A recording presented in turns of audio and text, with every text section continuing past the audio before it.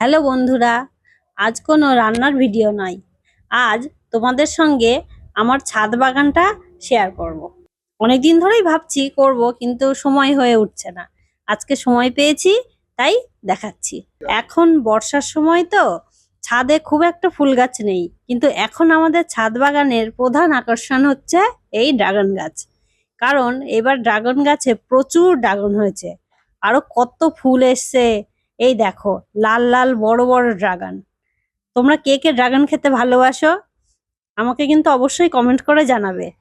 আমাদের ছাদ বাগানে যে শুধু ড্রাগন গাছ আছে তা নয়, এছাড়াও আরো অনেক গাছ আছে।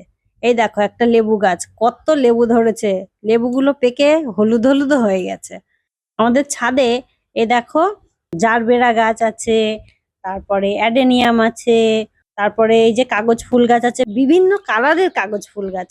খুব সুন্দর লাগে যখন সব ফুলগুলো ফুটে থাকে, দেখতে অসাধারণ লাগে। এখন তো ফুল সেরকম নেই গাছে, সব ফুল ফুটে গাছ ভর্তি হয়ে থাকবে, তখন সেটাও তোমাদের সঙ্গে শেয়ার করব। যাই হোক, এরপরে আবার অন্য একদিন অন্য সব কিছু দেখাবো। আজকে ড্রাগন গুলো আগে তুলে নিই। ড্রাগন গুলো খুব সাবধানে তুলতে হয়, না হলে এই যে গাছের গায়ে গায়ে ছোট ছোট সব কাটা, এই কাটাগুলো হাতে ফুটে যায়। দুটো ড্রাগন গাছ আছে, দুটো গাছের ড্রাগন তুললে প্রায় এক ঝুড়ি ড্রাগন হবে। হ্যাঁ, এই দেখো, এক ঝুড়ি ড্রাগন হয়েছে।